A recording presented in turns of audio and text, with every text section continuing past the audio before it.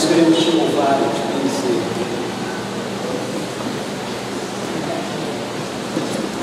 Temos feito isso aqui com as nossas canções, mas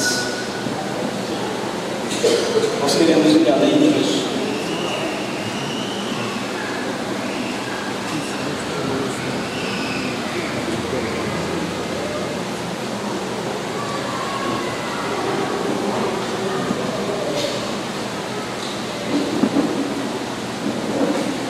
Nós queremos que a nossa vida seja essa expressão de adoração ao Senhor.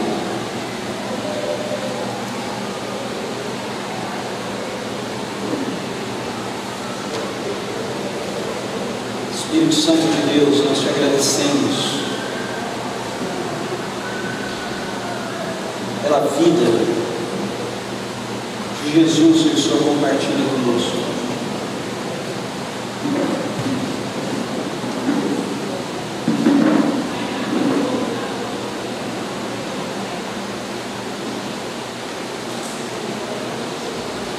Precisamos de Ti, Senhor.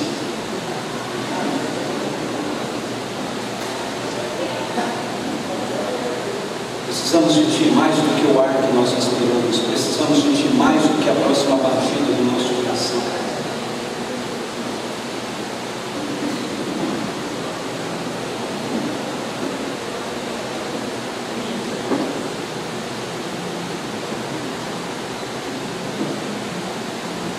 Ajude-nos a compreender isso, ajude-nos a perceber isso.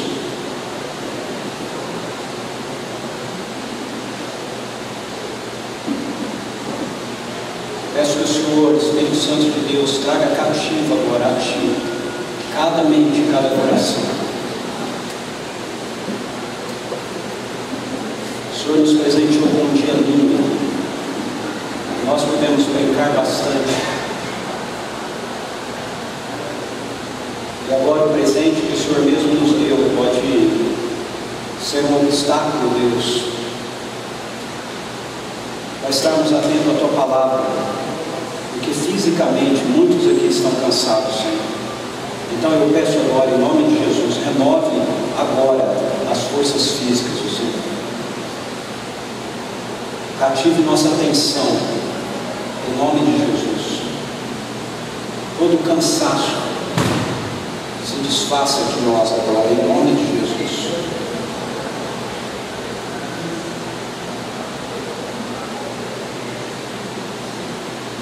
Dê-nos conexão com o Senhor.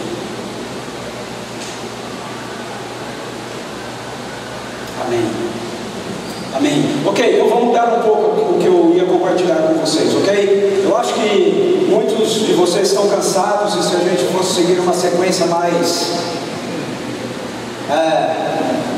reflexiva, nós talvez corrêssemos o risco de ficar absortos e nos perdermos. Eu vou falar a mesma coisa, mas eu vou falar de uma maneira diferente daquilo que eu iria falar, ok? Mas vai ser exatamente o mesmo tema, que tem a ver com essa realidade do futuro que já nos surpreendeu.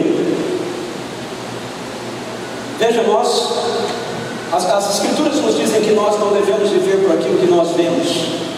Nós devemos viver por uma realidade superior àquela que nós vemos. As Escrituras nos dizem que nós devemos viver pela fé, e a fé é a certeza de coisas que se esperam e convicção de fatos que não se veem. Preste atenção nisso, pode parecer meio doido isso, mas são fatos que não se veem. São realidades que você não enxerga, mas são realidades, elas estão aqui, elas fazem parte disso. Jesus nos ensinou a orar dizendo: Pai nosso que estás no céu, santificado seja o teu nome, venha o teu reino, seja feita a tua vontade, assim na terra como nos céus. Quando Jesus nos ensina a fazer essa oração, o que Ele está nos ensinando é pedir para que Deus traga a realidade do futuro do seu reino para dentro do nosso presente. As Escrituras, a Bíblia, não é um livro de regras. A Bíblia é um livro que nos fala a respeito da verdade, a respeito da história. A Bíblia é um livro que nos fala a respeito da cosmovisão real do mundo. Nós temos muitas cosmovisões de mundo. Mas a cosmovisão verdadeira do mundo, da história, é aquela que as Escrituras nos apresentam. É aquela que as Escrituras nos mostram. E as Escrituras apresentam para a gente uma grande trama, okay? Ela tem um grande enredo.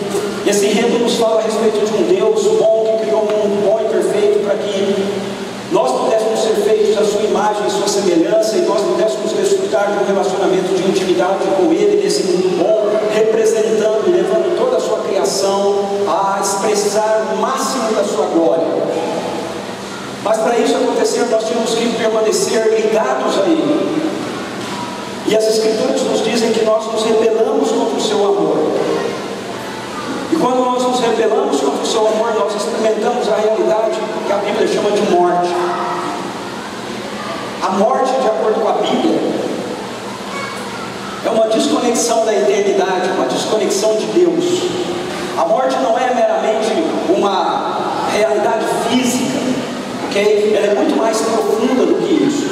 A realidade física, ela é um reflexo de uma realidade maior, que tem a ver com essa separação da nossa vida, da vida do próprio Deus, da nossa vida, da eternidade de Deus. Então, quando isso acontece, toda a criação boa e perfeita de Deus começa a ser corrompida. E aí as Escrituras nos falam a respeito de uma ação de Deus para reverter isso. Isso é o que a gente chama de salvação. Quando nós falamos a respeito de salvação, nós estamos falando a respeito dessa ação de Deus para reverter essa perspectiva de um mundo que se desconectou de Deus e que está caminhando para a destruição, caminhando para a morte. Deus pôde fazer isso, porque antes dele criar o mundo, ele tomou uma decisão de lidar com a nossa rebelião a partir da sua graça. Mas Deus é um Deus santo, um Deus justo, e Ele não pode ir contra Ele mesmo. Ele não pode ir contra o caráter dele mesmo. E o caráter dele, de justiça e de santidade, exige que a justiça seja cumprida. Exige que aqueles que se rebelaram paguem pela rebelião. Então, esse pagamento ele só pode ser feito mediante a entrega de sangue. Por isso as Escrituras nos dizem, você pode checar isso depois em 1 Pedro capítulo 1, versos 18 a 20, que a redenção que Deus nos oferece, a salvação que Deus nos oferece, não é uma salvação que pode ser comprada por material de pouco valor, como ouro ou prata, ou pedras preciosas. Veja, isso que nós achamos que é muito valioso para nós, Deus diz que não tem valor nenhum para Ele. Não tem nenhum valor para a nossa redenção. A única maneira de nós sermos redimidos é mediante o sangue de um justo. E por isso 1 Pedro, capítulo 1, verso 20, diz-nos que o sangue do Cordeiro foi vertido desde antes da fundação do mundo. Você pode checar isso lá depois. Essa morte histórica de Jesus, que nós falamos que aconteceu cerca de 3.000 anos atrás, numa cruz, para Deus, aconteceu na eternidade. Antes dele dizer haja luz, ele disse haja uma cruz. E por causa dessa decisão de Deus, é que ele pode criar um mundo e criar seres à sua imagem e sua semelhança, com a liberdade de se rebelar contra Ele, sem que todo o universo bom e perfeito criado por Ele viesse a desintegrar no momento que nós nos rebelássemos contra Ele. Então vejam, o que está acontecendo aqui? O futuro está invadindo o nosso presente. O futuro está invadindo a história. O que está acontecendo aqui é que Deus, por Ele ser um ser eterno, Ele começa no fim. Ele começa pelo fim. Ele começa pela redenção de algo que nem tinha acontecido ainda, mas queria acontecer. Então Deus tem um mundo bom e perfeito diante dos seus olhos, o tempo todo. Mas ele lida com a realidade de um mundo imperfeito. Os profetas do Antigo Testamento compreenderam essa dimensão de que Deus estava num processo para trazer a realidade do futuro dele para dentro do nosso presente. Eles chamaram esse dia futuro que estaria invadindo o presente como o dia do Senhor. O dia, diziam os profetas, da vingança do nosso Deus. O dia em que Ele vai colocar fim a toda rebelião, a toda maldade, a toda oposição, a toda resistência do mundo bom e perfeito que Ele criou. Tudo aquilo que é contrário ao projeto original dele, que sempre esteve diante dele, mas que nós não experimentamos. De acordo com os profetas, iriam ser banidos nesse dia que eles chamam de o dia do Senhor. E aí então, alguns outros profetas começam a apresentar esse dia do Senhor com a noção de que ele seria estabelecido a partir de uma pessoa, de um ser humano, que iria vir da linhagem de Davi e queria governar este mundo criado por Deus com justiça e com equidade, com retidão. E essa pessoa seria uma pessoa ungida com o Espírito de Deus. No Antigo Testamento, o Espírito de Deus, ele não é dado a todas as pessoas. Ele é dado a algumas pessoas por causa de uma função específica que essas pessoas têm. Algumas dessas pessoas receberam o Espírito de Deus, uma unção, uma parte da unção do Espírito de Deus para exercer governo. Eram os reis. Alguns outros recebiam uma parte do Espírito Santo de Deus, uma unção do Espírito Santo de Deus, para que eles pudessem exercer mediação. Eram os sacerdotes. E um outro grupo recebia uma porção do Espírito Santo de Deus para que eles pudessem ser a boca de Deus diante desse mundo rebelado contra ele. Eram os profetas. Então cada um desses grupos de pessoas, eles recebiam uma pequena porção da presença do Espírito de Deus, uma unção que estava especificamente referendada à tarefa que eles tinham que executar. Mas quando os profetas falam que haveria de vir um ungido de Deus, e que ele seria ungido com o Espírito Santo de Deus plenamente, o que eles estão dizendo é que esse ungido, esse homem, ele receberia a unção de Deus, de profeta, sacerdote e rei. Ou seja, essa unção que era separada, estaria junta em uma pessoa. Um ungido. A palavra ungido no hebraico é Messias. Um Messias. Israel esperava isso com ansiedade quando Jesus nasce. Quando Jesus entra na história, a nação de Israel tem uma grande expectativa de que o cenário do mundo está montado para que o dia do Senhor chegue, para que o governo de Deus seja restabelecido e todas as coisas voltem a funcionar do jeito que Deus planejou que elas funcionassem.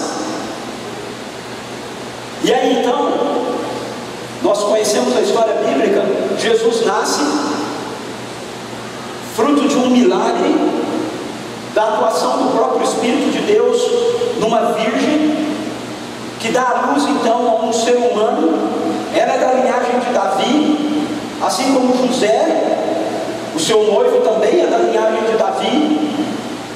E eles criam essa criança, certos de que eles estão criando o ungido de Deus, o Messias. Eles têm a expectativa de que quando esse menino crescer, ele vai ter sobre ele a unção de Deus, de profeta, sacerdote e rei, e ele vai conduzir Israel para experimentar o grande dia do Senhor. Só que a percepção de Israel sobre isso é que esse Messias, esse ungido, ele seria um governador, um rei político. Ele iria tirar Israel de ser uma nação que era oprimida e ia fazer com que Israel se tornasse a grande nação que iria conduzir todas as demais nações e reger sobre todas as demais nações.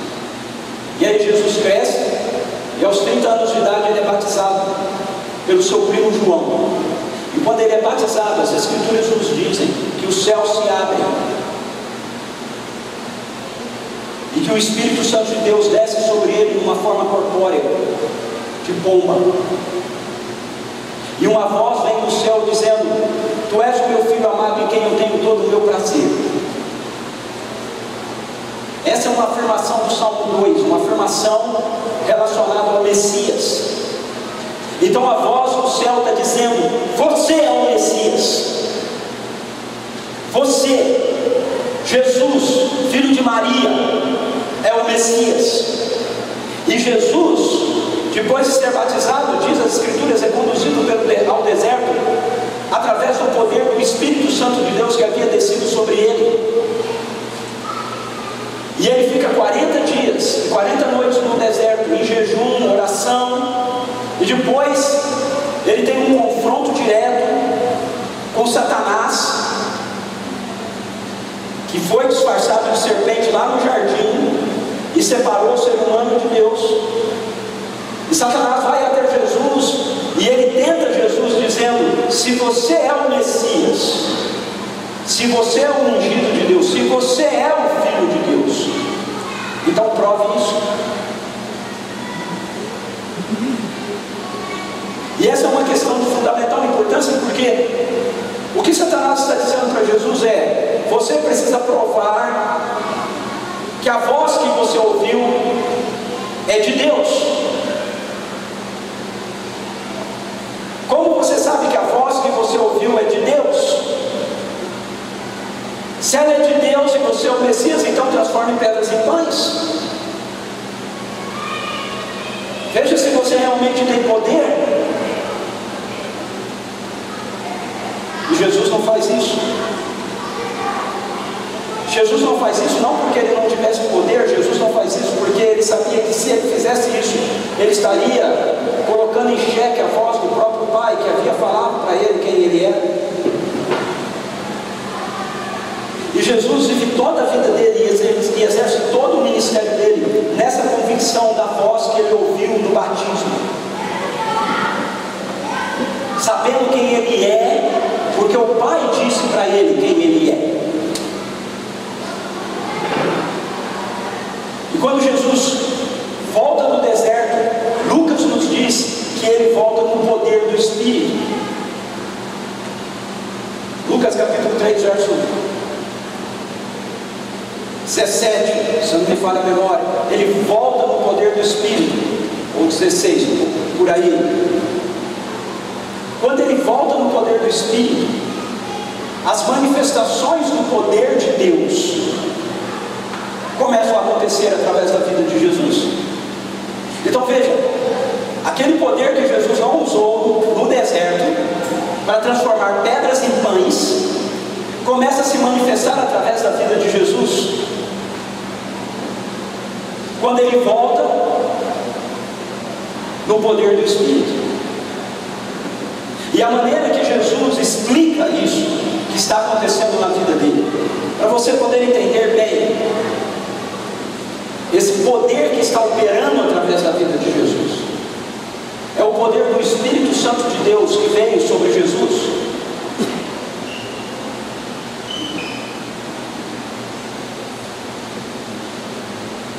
O Espírito que criou todas as coisas, o Espírito que movia sobre a face das águas, o Espírito que gerou o corpo físico de Jesus no ventre de Maria, é o Espírito que vem sobre Jesus. A explicação que Jesus dá para as coisas que Ele realiza não é a explicação que nós damos para as coisas que Jesus realiza. A explicação que nós damos para as coisas que Jesus realiza é que Ele é Deus. Mas a explicação que Jesus dá para as coisas que Ele realiza é Lucas 4,18, que é a citação de Isaías 61, que diz: o Espírito do Senhor está sobre mim, Ele me ungiu para fazer essas coisas. Ele me ungiu para curar, Ele me ungiu para libertar, Ele me ungiu para anunciar o ano da graça do Senhor. Veja, Jesus, o homem Jesus, Ele é o Filho eterno de Deus. Ele tem o DNA divino, mas Ele também é o filho de Adão. Ele é a humanidade perfeita. E quando Ele está vivendo a vida dele, humana, encarnada aqui, Ele não está usando os poderes que Ele tem, divinos dele. Ele está usando o poder do futuro. Ele está usando a realidade do reino que haveria de vir, porque Ele é o Senhor desse reino, e Ele traz esse reino para dentro do presente. Ele traz o futuro para dentro do presente. Veja, Jesus cura, Jesus liberta, Jesus restaura, Jesus faz todas aquelas coisas, porque Jesus trouxe o reino de Deus, o futuro para dentro do presente. Apocalipse nos diz, Apocalipse capítulo 21 nos diz, 22 repete isso, que quando o novo céu e a nova terra se formarem plenamente, não haverá mais choro, não haverá mais lágrimas, não haverá mais dor, não haverá mais morte, não haverá mais enfermidade, não haverão mais nenhuma dessas coisas. Então o que Jesus está fazendo quando você lê os evangelhos é antecipando essa realidade que vai ser plena um dia no presente. Ela ainda não é plena, mas ela é significativa, ela é real, ela é verdadeira. Quando Jesus começa a pregar o evangelho, a pregação dele é: arrependam-se, porque o reino de Deus chegou. O reino de Deus está aqui. Veja, a pregação de Jesus não é: arrependam-se porque eu sou Deus. A pregação de Jesus é: arrependam-se porque o reino de Deus chegou. Arrependam-se porque o futuro começou. O futuro começou a acontecer. Quem é mais velho aqui deve ter assistido aquele filme De Volta para o Futuro. Ok? É isso que Jesus está fazendo. Ele estava lá e Ele conhece tudo, e Ele agora está aqui, e Ele está trazendo aquilo que era lá para cá. E quando Ele diz: vocês vão orar assim, Pai nosso que estás no céu, santificado seja o teu nome, venha o teu reino. O que Ele está nos ensinando a orar é dizer: Senhor, o futuro traga para dentro do presente. Nós temos por um lado uma grande expectativa no nosso coração de irmos para o futuro, de chegarmos no novo céu e na nova terra, de irmos para o céu. Coloque isso do jeito que você quiser colocar, ok? Use as palavras que você quiser falar, mas ser arrebatado, seja como for. Nós temos essa perspectiva relacionada lá ao futuro. Nós temos essa expectativa de chegarmos lá, de sermos conduzidos para lá. Mas o que nós precisamos entender é que Jesus trouxe essa realidade de lá para cá. Ela está aqui, agora. Nele, aquele homem encarnado trazia a realidade do novo céu e da nova terra para dentro do presente.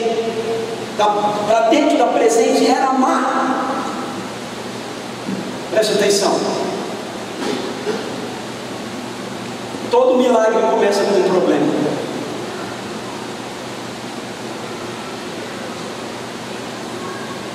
Se você não tem problema, você não precisa de um milagre. Todo milagre começa com um problema. Leia os evangelhos e você vai ver que o que Jesus faz é uma intervenção no futuro e no presente. Quando Jesus cura, quando Jesus ressuscita mortos, quando Jesus limpa um leproso, quando Jesus transforma a água em vinho, quando Jesus ensina, quando Jesus faz qualquer uma daquelas coisas que você lê nos evangelhos, o que ele está mostrando para a gente é que existe um futuro, existe uma realidade que vai chegar, mas ela já chegou, ela já está aqui. Se você ler o evangelho de João, você vai ver Jesus dizendo muitas e muitas vezes assim: se vocês não creem por causa do que eu estou falando, creiam pelo menos por causa dos sinais que vocês estão vendo. Os sinais que vocês veem demonstram que existe um outro mundo, existe uma outra realidade.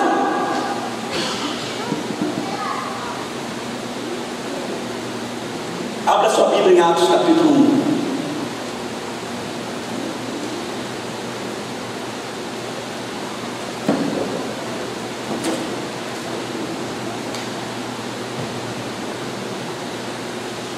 Em meu livro anterior, Teófilo, capítulo 1, verso 1, escrevi a respeito de tudo que Jesus começou a fazer e a ensinar, até o dia em que foi elevado aos céus. Preste atenção. Depois de ter dado instruções por meio do Espírito Santo aos apóstolos que havia escolhido. Depois do seu sofrimento, Jesus apresentou-se a eles e deu-lhes muitas provas indiscutíveis de que estava vivo. Apareceu-lhes por um período de 40 dias, falando acerca do reino de Deus.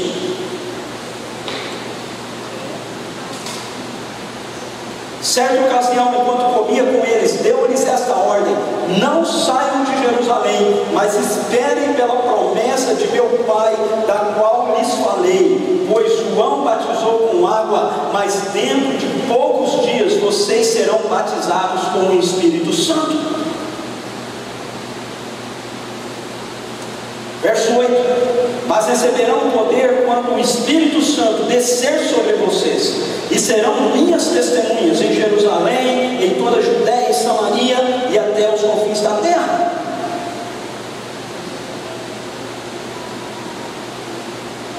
Veja que isso é muito interessante. Jesus morreu e ressuscitou.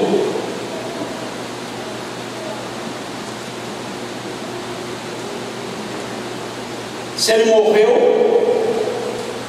é porque ele é um ser humano de verdade. Deus não morre. Deus não pode morrer. Agora presta atenção: Jesus não ressuscita dos mortos porque ele é Deus. Jesus ressuscita dos mortos porque ele é um ser humano perfeito. Jesus ressuscita dos mortos porque a morte não pode segurá-lo. E a morte não pode ser curada porque ele não tem dívida. Porque as Escrituras nos ensinam, através do apóstolo Paulo, que o salário do pecado é a morte. Ou seja, a morte só pode cobrar que você permaneça na sepultura, porque você tem uma dívida com ela, uma dívida de pecado. Porque eu tenho uma dívida com ela, uma dívida de pecado. Mas a morte não podia cobrar essa dívida de Jesus. Jesus não tinha. Mas ele morreu. Por quê? Porque ele é o Cordeiro de Deus que tira o pecado do mundo. Ele é aquele que Deus, antes da fundação do mundo, ofereceu como pagamento do nosso pecado. As Escrituras nos dizem: o salário do pecado é a morte, mas o dom gratuito de Deus é a vida eterna em Cristo Jesus. Eu não sei quantas vezes você já leu a Bíblia, mas talvez você possa ter lido a Bíblia muitas vezes sem ter prestado atenção nisso. Leia as Escrituras para facilitar. Leia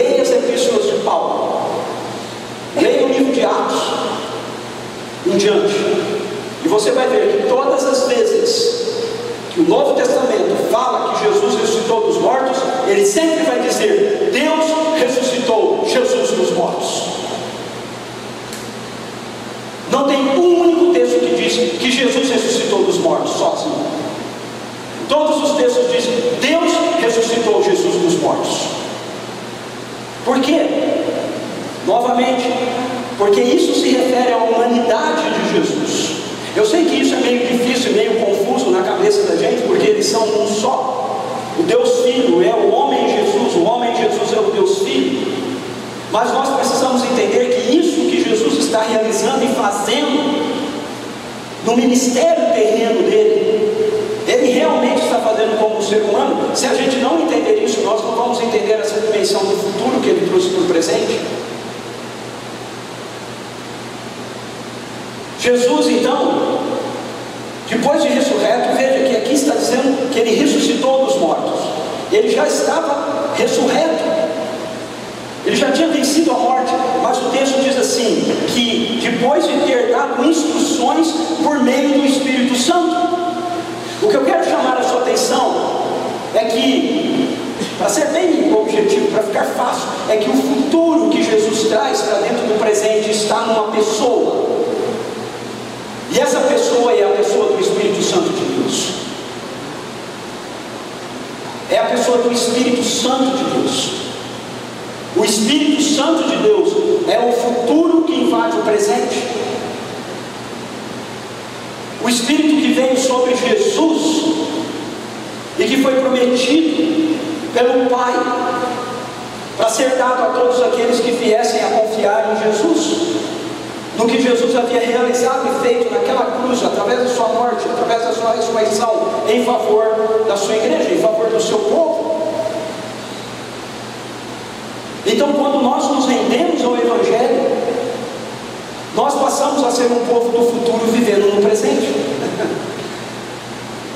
De volta para o futuro, ok? Você é alguém do futuro vivendo no presente. Eu vou repetir. Você é alguém do futuro vivendo no presente.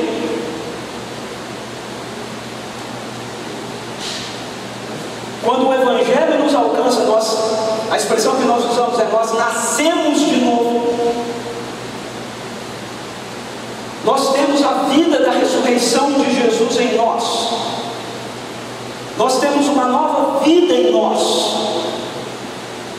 É a vida da ressurreição de Jesus.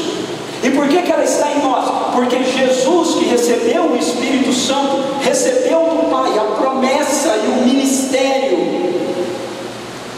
de batizar com o Espírito Santo. Então aquele que recebeu o Espírito sem medida tem agora a autoridade para dar o Espírito sem medida. Por isso ele diz para os seus primeiros seguidores: fiquem em Jerusalém, até que do alto vocês sejam revestidos de poder, até que se cumpra a promessa do meu Pai.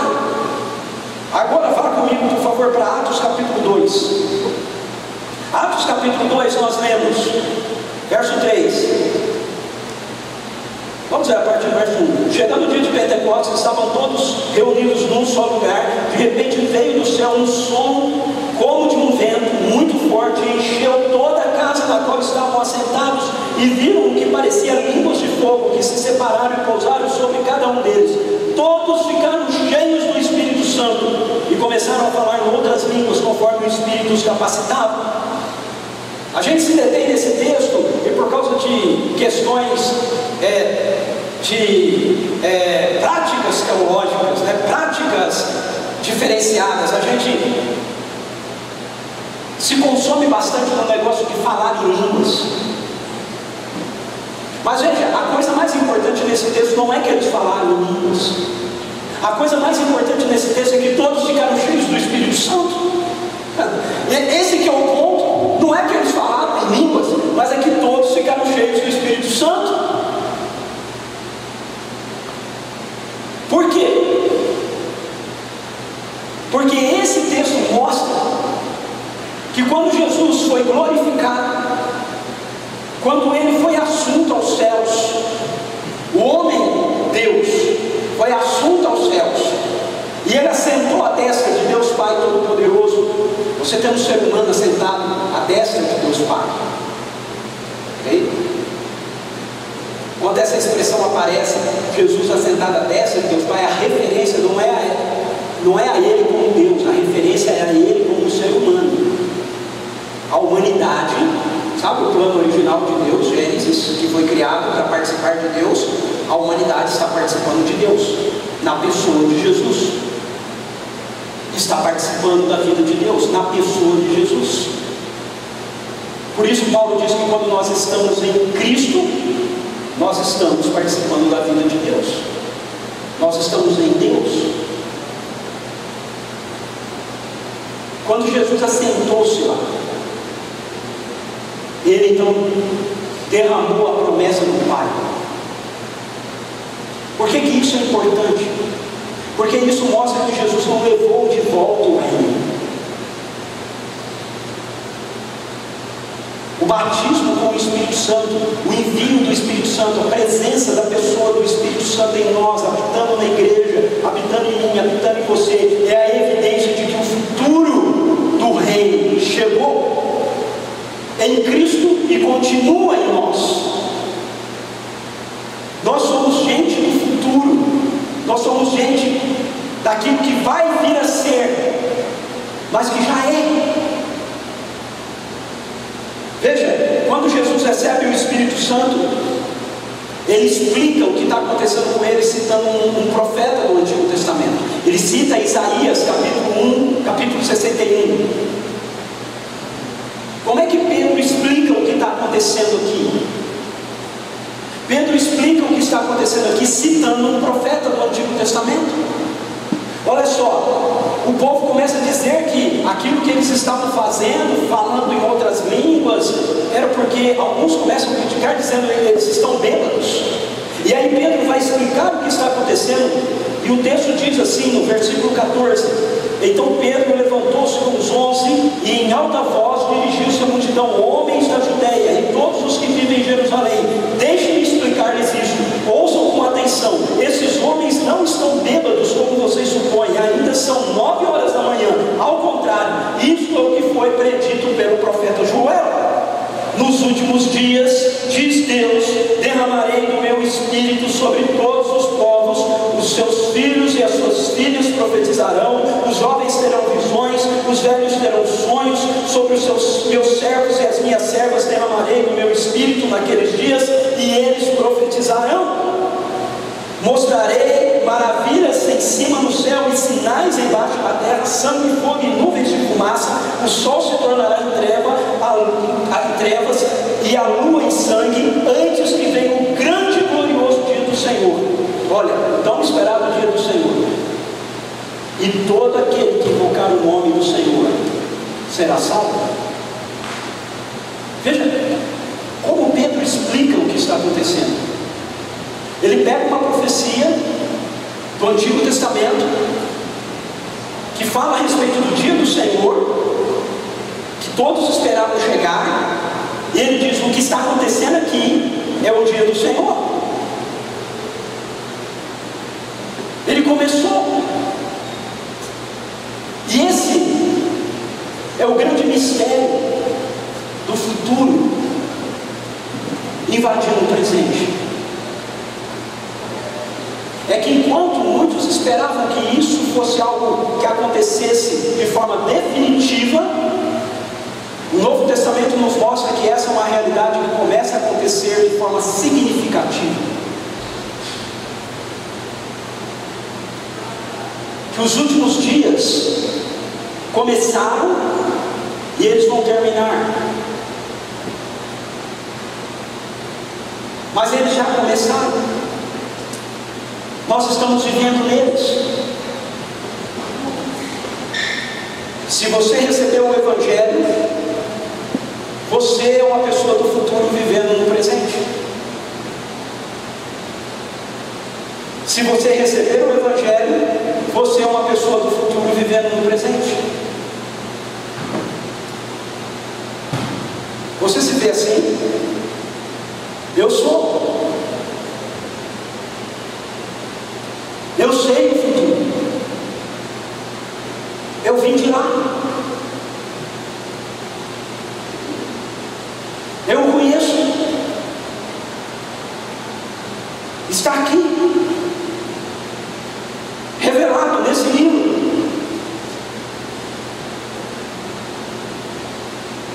Eu sei como vai ser e eu espero que você também saiba. Eu não tenho medo do amanhã, porque eu sei como vai ser e eu espero que você também saiba. Nós cantamos aqui, porque Ele ressuscitou, nós também. Não é isso? Não temos cantado isso todos os dias? Se Ele levantou dos mortos, também eu. Também eu. Essa é a convicção dos discípulos, dos apóstolos, dos homens e das mulheres que viveram nesse período que as Escrituras foram redigidas.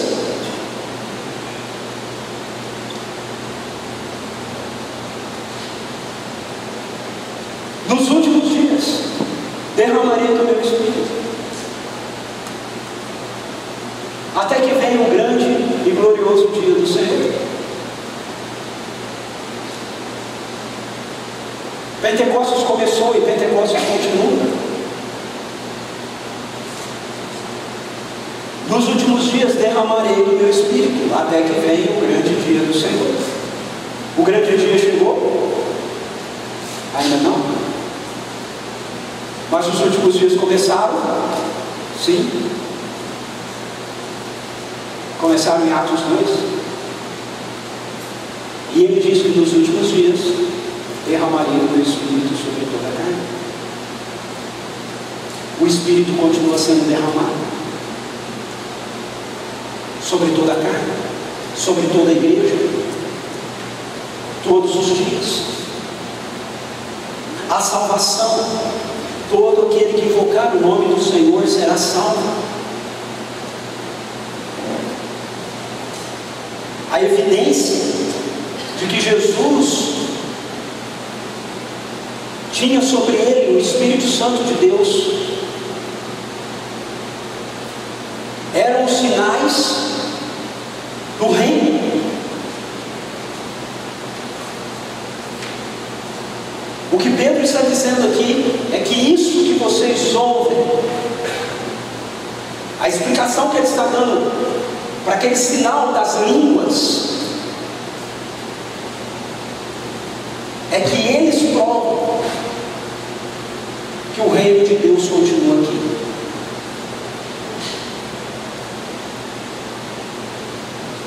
Se você continuar lendo o texto de Atos, você vai ver a existência do escritor em sempre afirmar essa perspectiva. Olha o verso 22: Jesus de Nazaré foi aprovado por Deus diante de vocês por meio de milagres, maravilhas e sinais que Deus fez entre vocês por intermédio dele, como vocês mesmos sabem.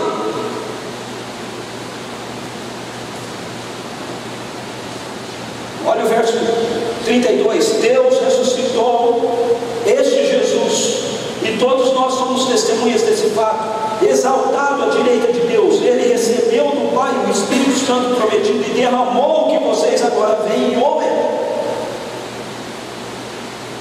Olha o verso 36: portanto, que todo Israel fique certo disso, esse Jesus a quem vocês crucificaram, Deus o fez Senhor e Cristo.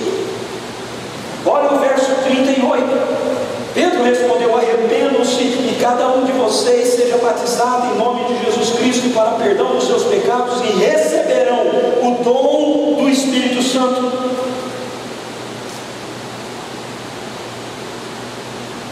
Olha o capítulo 3, verso 13: o Deus de Abraão, de Isaac e de Jacó, o Deus dos nossos antepassados, glorificou o seu servo Jesus, a quem vocês entregaram para ser morto e negaram perante Pilatos, embora ele tivesse decidido soltá-lo. Vocês negaram publicamente o santo e justo, pediram que lhes fosse liberto um assassino. Vocês mataram o autor da vida, mas Deus o ressuscitou dos mortos, e nós somos testemunhas disso. Pela fé no nome de Jesus, o nome curou este homem que vocês veem e conhecem. A fé que vem por meio dele deu esta saúde perfeita. E eu poderia continuar ao longo de todo o livro de Atos dos Apóstolos, e você ia encontrar, versículo após versículo, essa ênfase de que o Espírito Santo de Deus nos foi dado, de que o Espírito que estava sobre Jesus agora está sobre a igreja, de que o Espírito que estava sobre Jesus e que trouxe o futuro do reino através dele para dentro da presente era má, é o mesmo Espírito que está agora vivendo em mim e em você, na igreja, e faz com que o reino de Deus avance nessa presente era má. O presente está sendo influenciado pelo futuro, sabe? Por muito tempo a igreja perdeu esse enfoque, mas a Bíblia diz que nos últimos dias o Senhor ia preparar a sua noiva, ataviá-la, para que ela fosse uma noiva bela, linda, para receber o noivo.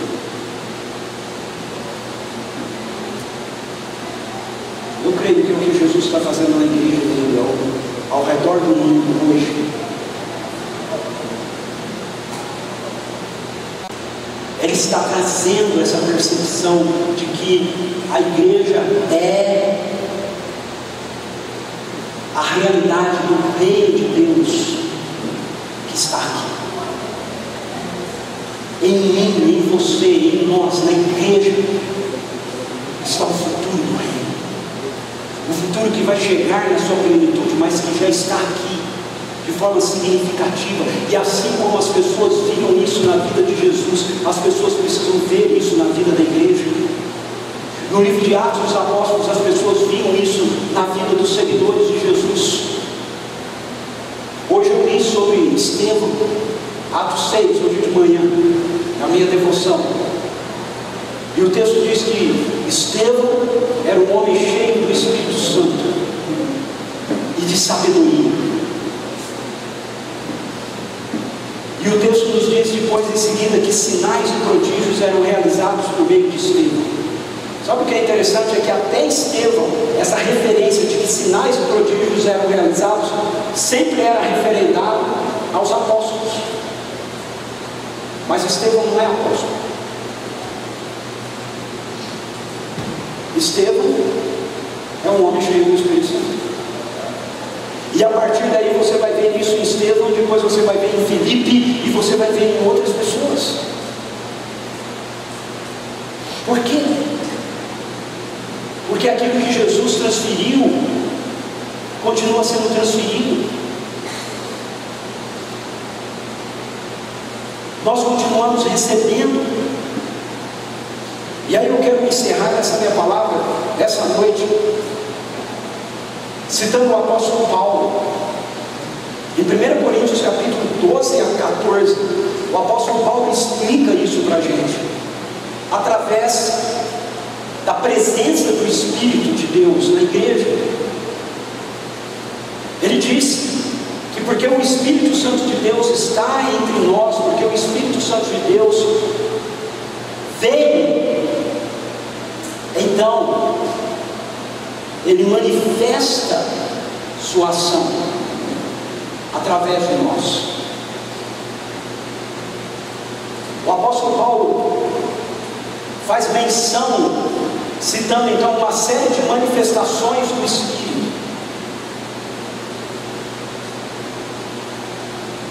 São atuações do Espírito Santo de Deus por intermédio da igreja, através da igreja. E ele fala a respeito de dons de curar, de milagres, de dom de fé, de interpretação de línguas, e de falar em línguas, e de outras ações do Espírito, por intermédio da igreja. Em outros textos, Paulo fala de outros tipos de dons que são operacionalizados pelo Espírito na nossa vida. Então, a maneira que o apóstolo Paulo explicar a realidade do futuro no presente é por intermédio dos dons do Espírito, atuando através da vida da gente. Alguns desses dons são dons que ele compartilha e ele dá de presente para você, para mim, para que eles sejam nossos e a gente os utilize e os desenvolva.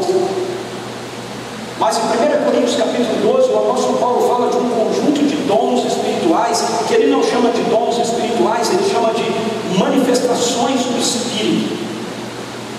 São dons também, mas não são dons que pertencem a nós.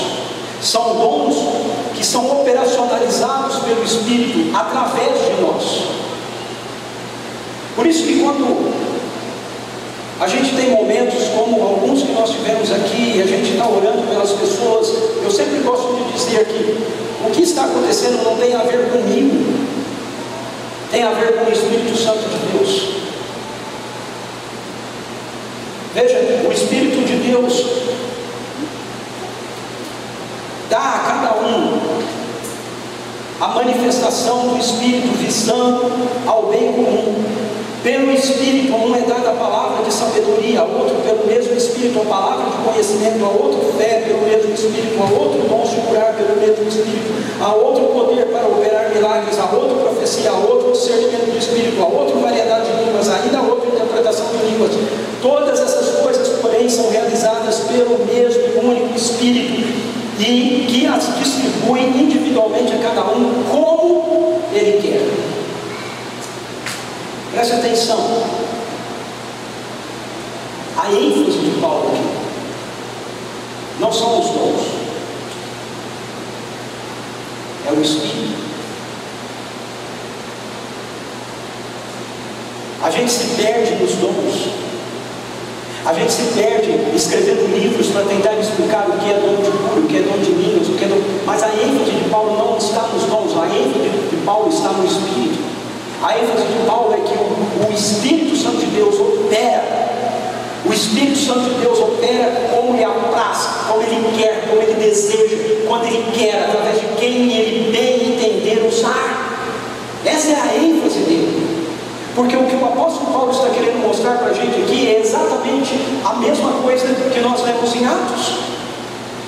O Espírito que estava sobre Jesus agora está sobre mim, sobre você, está sobre a igreja. Então, nós temos uma escolha que a gente pode fazer.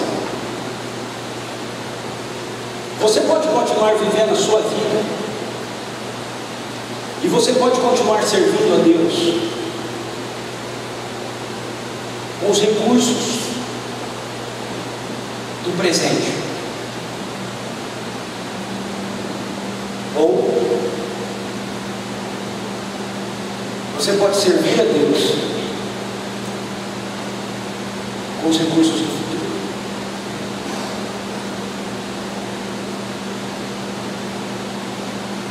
Jesus nunca serviu a Deus com os recursos do presente.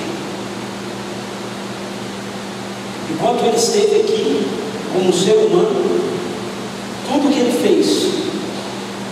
fez a partir do Espírito de Deus que estava sobre Ele. O Espírito de Deus que veio sobre Ele.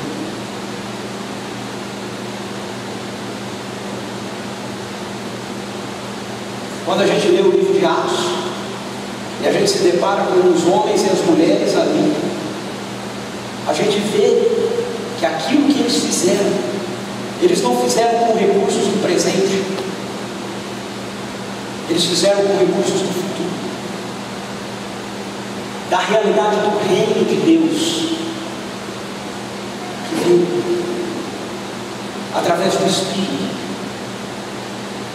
É por isso que Jesus diz para eles: não saiam de Jerusalém até que no alto vocês sejam revestidos de poder.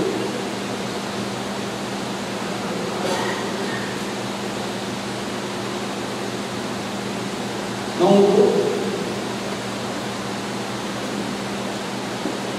Você pode tentar amar com os recursos do presente, ou você pode amar com os recursos do futuro.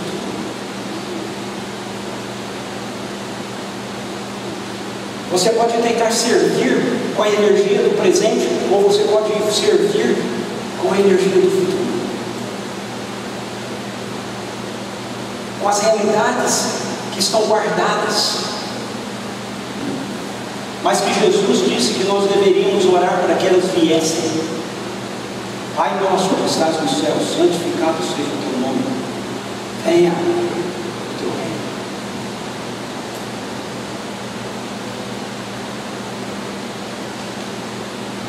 Deus não quer o meu serviço, o seu serviço, pela nossa força. Ele quer que a gente o sirva com essa realidade que Ele já nos deu, que Ele nos presenteou. Ele nos presenteou com o seu Espírito. Os céus foram abertos e não se fecharam mais. O véu foi rasgado e não foi mais remendado. Veja, isso não tem a ver apenas com nós irmos daqui para lá. Isso tem a ver também com experimentarmos o que tem lá vindo para cá.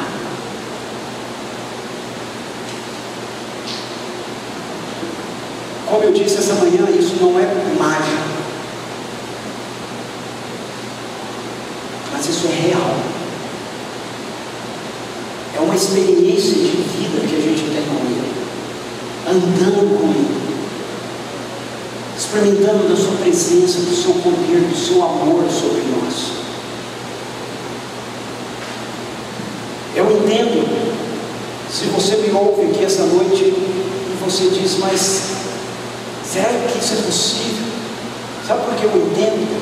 Porque mesmo entre eles, esse foi um questionamento. Quando você lê o livro de Tiago capítulo 5, termina com Tiago dizendo assim: Elias era um homem como nós, e ele orou para que não chovesse, e não choveu por 3 anos, e depois ele orou para que chovesse. Ou seja, Tiago já estava lidando com uma igreja cética, uma igreja que orava para o Antigo Testamento e dizia assim: ah, mas isso daí era daquela época, isso daí foi com Elias. E Tiago está dizendo: Elias era um homem como você. Então nessa noite eu quero convidar você para dizer para o Espírito Santo de Deus: Senhor, vem sobre mim. Querido, você precisa entender que o Espírito Santo é Deus. Ele não é uma teologia, ele não é uma parte da doutrina de Deus, ele é Deus. Como o Pai é Deus, o Filho é Deus, ele é Deus. E Ele é o Deus que representa a presença do Pai e do Filho em nós. É Jesus quem diz isso em João 14. O Espírito do Senhor viria e Ele traria a presença do Pai e do Filho para habitar em nós, em mim, em você.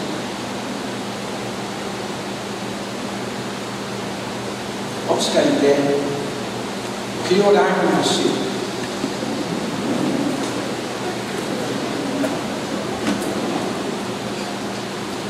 Veja, eu quero insistir com isso. Não fique preso.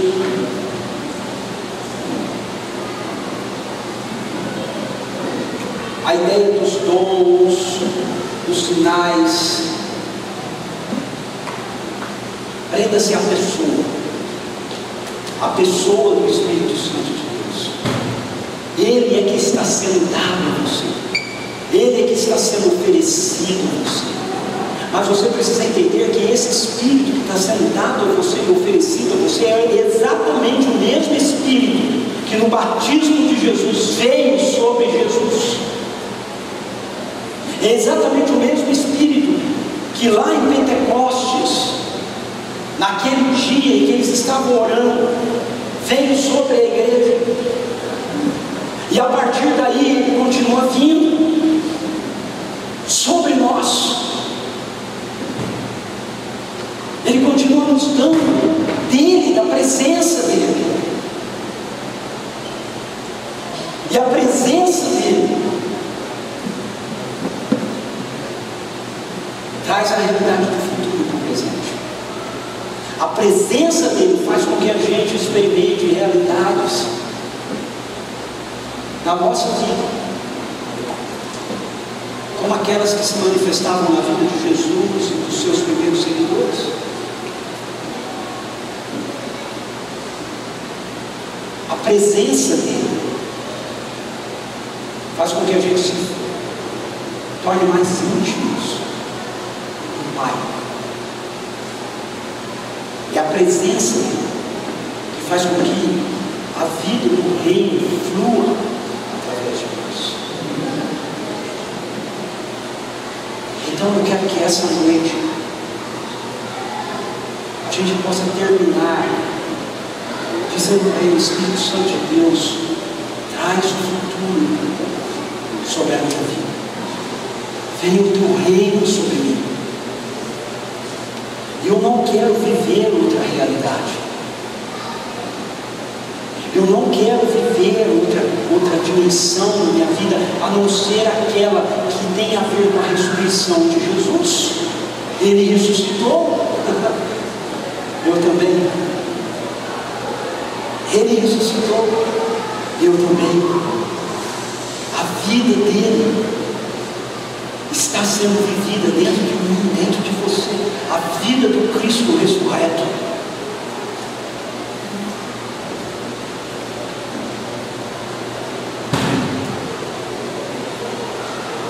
Como é o Espírito Santo de Deus,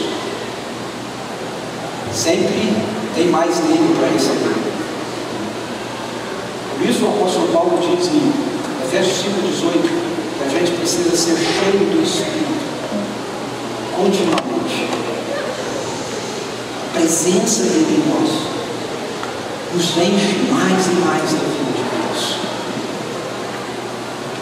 Vamos orar com isso. Não se preocupe, tenho certeza que sinais do reino se manifestarão através da sua vida.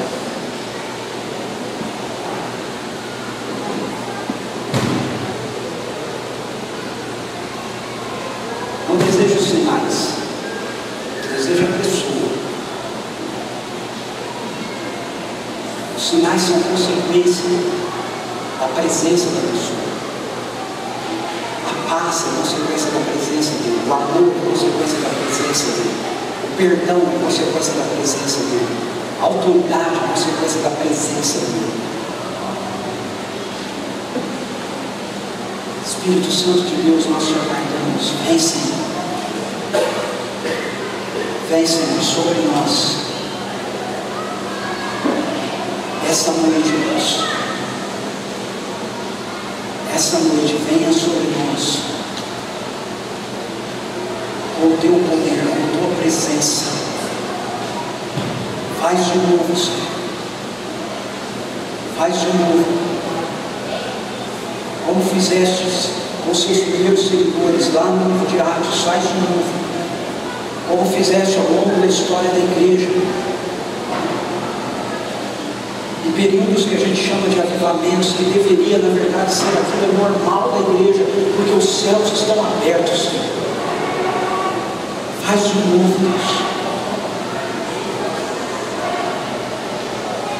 Faz de novo na minha vida, faz de novo em mim, Senhor.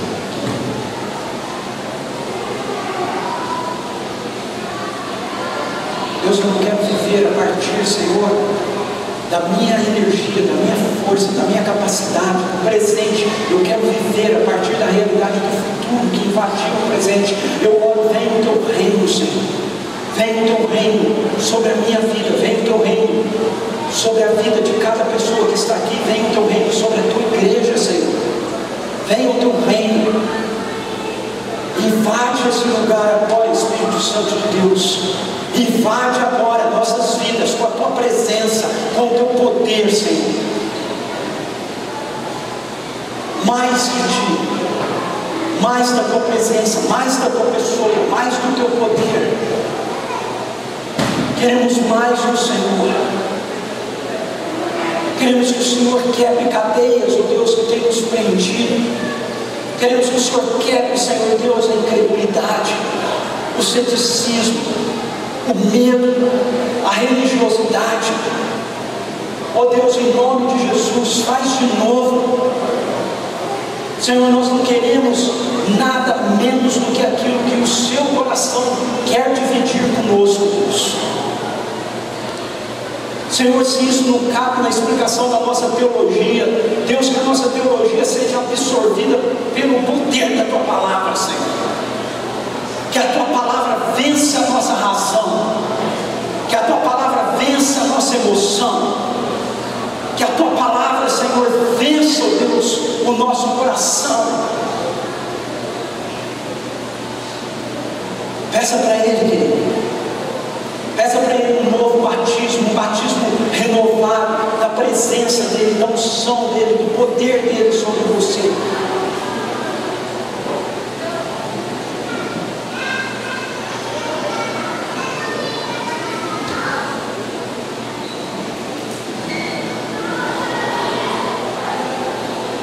Vamos dizer para Ele que Ele é bem-vindo entre nós.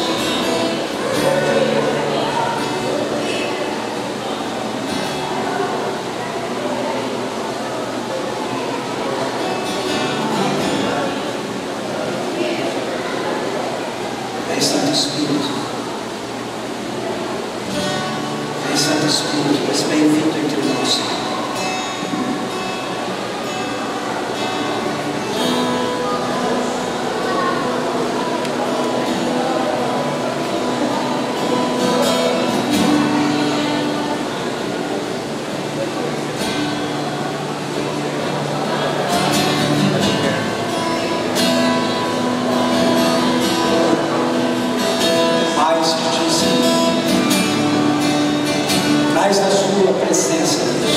Espírito Santo de Deus, a Sua presença, o Seu mover, venha sobre nós agora.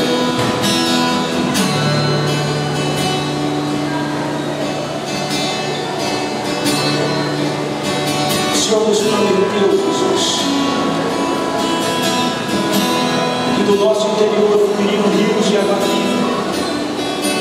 A vida do Teu Espírito, Senhor, fluindo de nós.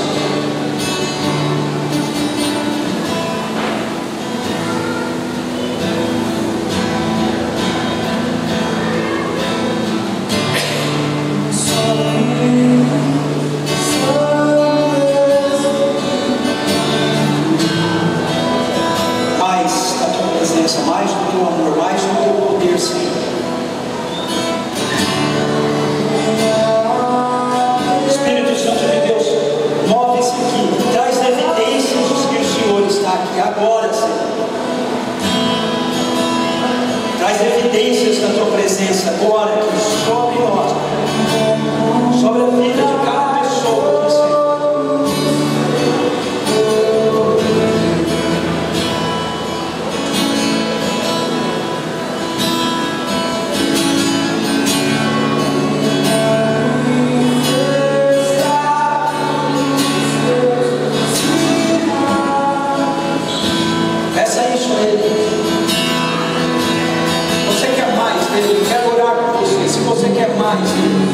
Eu quero pedir para você sair de onde você está. Vem aqui,